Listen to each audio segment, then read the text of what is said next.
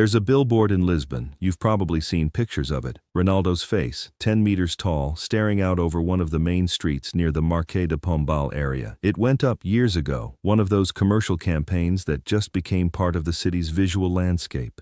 People walk past it every day without thinking twice. But here's what most people don't know. For months, a homeless man had been sleeping under that billboard, every single night. Right there, beneath Ronaldo's image, on a piece of cardboard with whatever he could find to keep warm. Locals had started to notice him. Some of them even took photos, not to mock him, but because there was something undeniably striking about the image. A man with nothing, and above him the face of the most commercially successful footballer on the planet. Someone sent one of those photos to someone in Ronaldo's circle, and that's where this story actually begins. Let me paint the picture for you. Cristiano Ronaldo is not a simple man to understand from the outside.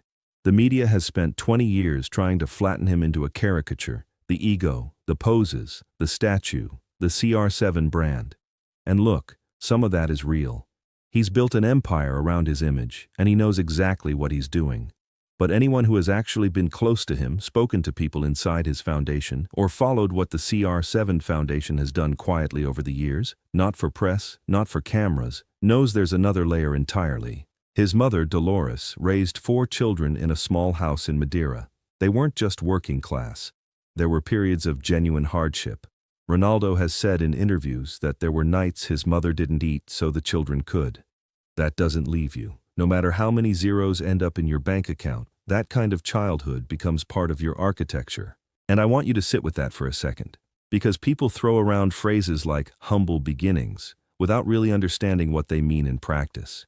In Madeira, in the Quinta do Falcão neighborhood where Ronaldo grew up, the house his family lived in was so small that multiple children shared beds. His father, Dinis, worked as a municipal gardener and struggled with alcoholism for much of Cristiano's childhood. His mother cleaned houses and worked in kitchens. This was not a family that occasionally felt the pinch. This was a family that understood in a very physical and daily way what it meant to not have enough. Ronaldo left Madeira at 12 to join Sporting CP's academy in Lisbon. 12 years old, alone in a new city with a pronounced island accent that other kids mocked, in an institution that was competitive and unforgiving. He cried himself to sleep in those early weeks. He said this himself. He nearly went home. The only thing that stopped him was the awareness of what going home meant. Not failure, not embarrassment, hunger. That awareness never fully left him. So when a photo lands in front of him, a man sleeping under his own face on a billboard, it doesn't stay abstract. It becomes personal, almost immediately. Here's where it gets interesting. Ronaldo didn't post about it. He didn't call a press officer. He didn't arrange a photo op. What happened in the days that followed was quiet. It was handled through people who work with him directly, people connected to his foundation, and a local social services contact in Lisbon. They located the man. His name has never been made public, and deliberately so. He was a Portuguese man in his 50s who had lost his job, then his apartment, then, over the course of about 2 years, most of what he had left.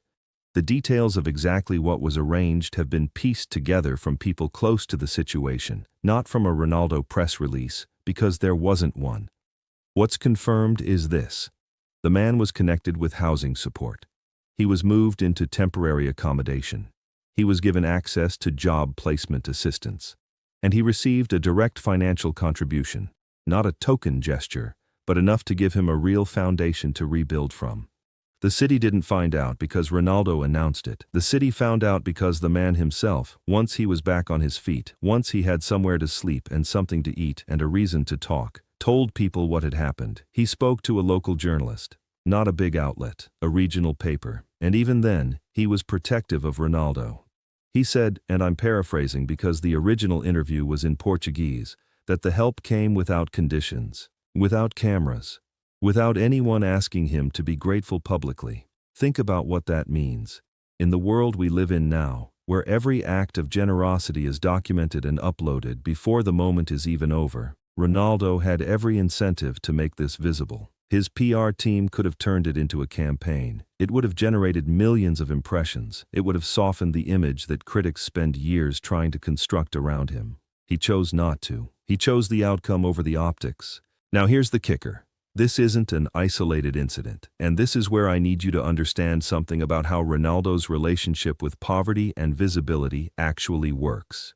The CR7 Foundation, which he established in 2013, has put tens of millions into children's hospitals, education programs, and disaster relief, including major contributions after the Nepal earthquake and during various humanitarian crises.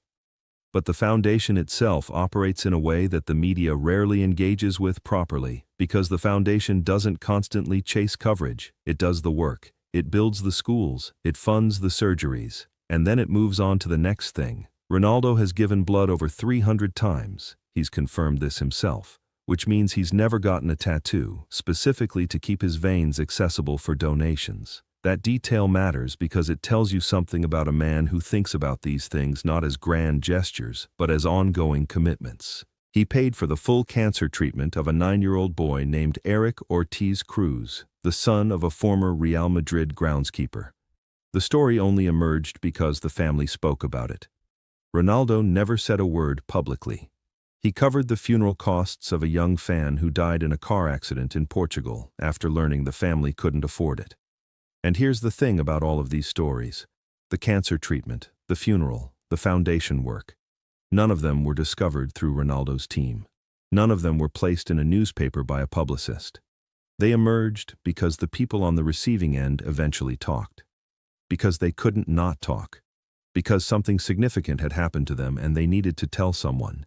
That pattern is not accidental. Ronaldo has built a kind of giving that structurally resists documentation. When you help someone privately, when you don't attach your name to the assistance in any public way, you create a situation where the only evidence of your generosity is the testimony of the person you helped. And testimony is fragile. It's easy to dismiss. It doesn't trend. It doesn't go viral on its own, which means the only people who accumulate this kind of evidence over time are the people who were actually there. And the people who, like me, have spent years paying attention to the gap between what gets reported and what actually happens.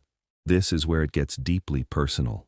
The Billboard story connects to all of that because it reveals the same instinct, operating on the same logic. When Ronaldo sees someone in distress, real distress, not inconvenience, but genuine human suffering, something activates that isn't about image or brand strategy. It's older than all of that. It goes back to Madeira. It goes back to Dolores. It goes back to a version of himself that existed before any of this. Let me break down exactly what this story tells us about him. First, he noticed. That's not nothing. Most people in his position are surrounded by a structure specifically designed to manage their exposure to the world. Assistance, security, schedules. The information flow is curated. The fact that something like a photo of a homeless man under a billboard got to him and stayed with him says something about the kind of access he allows to the realities outside his bubble. Second, he acted without infrastructure. He didn't commission a study or form a committee. He used the people around him to solve a problem as directly as possible. That speed, that instinct to just fix it, that's not something you train into someone. That's character. Third, he protected the man's dignity. This is the part that gets me every time. He didn't need a grateful face next to his for a photo. He didn't need the man to hold up a sign or appear in a video. The help was given in a way that allowed the man to receive it without becoming a prop in someone else's story. Fourth, and this is the one people miss, he thought about the after.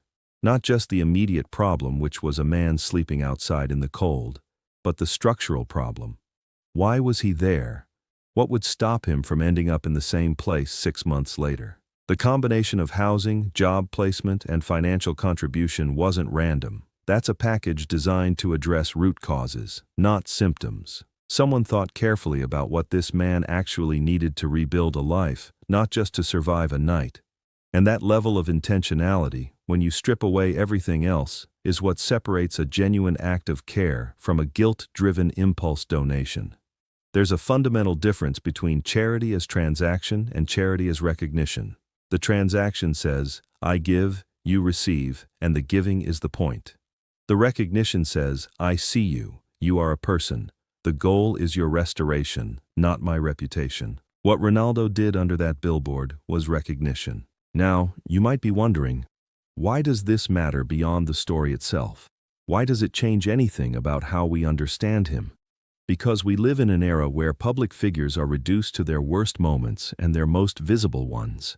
The image of Ronaldo that gets constructed and reinforced daily is about money, about ego, about the performance of success, and some of that is part of the package. He has never been a man who hides his ambition or his self-belief. He's told you exactly who he is in that respect. But the man who sleeps under that billboard at night, metaphorically, all of us who exist in the shadow of enormous wealth and success, that man saw a different side, and that side doesn't announce itself, it just acts. The homeless man in Lisbon eventually found stable work. He rebuilt something. He talks about Ronaldo not as a celebrity, but as someone who intervened at the moment when the trajectory of his life could have gone somewhere very dark. And I want you to think about the timing of that intervention, not the day it happened, but the point in that man's life when it happened. There's a window in every downward spiral where outside help can still change the direction. Wait too long, and the damage becomes structural to a person's health, their confidence, their ability to trust that anything will ever change. Ronaldo's people found this man while that window was still open. Whether that was luck or instinct or genuine attention to detail, I can't tell you for certain. But the outcome speaks for itself. The man didn't just survive, he recovered. That distinction between surviving and recovering is everything. That's not a PR story, that's a human one. So remember what I said at the beginning. There's a billboard in Lisbon. Ronaldo's face, 10 meters tall. People walk past it every day without thinking twice. But one man looked up at it every night for months from a piece of cardboard. And the face on the billboard looked back and actually did something about it. That's the story the cameras didn't catch.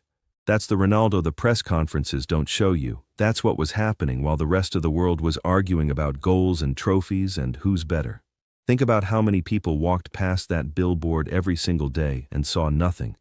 Not because they were bad people, but because we're trained to look at the image and not at what's beneath it. Ronaldo looked at the photo and saw beneath it immediately. That's the difference. He wasn't the best footballer who ever lived that night. He was just a man who remembered what it felt like to have nothing and refused to walk past it. So there you have it, the real story behind the billboard. If you found this one worth your time, hit like and subscribe, because this is exactly the kind of story I want to keep telling. The ones that don't make the back page, the ones that matter more than the ones that do. Thanks for watching. I'll see you in the next one.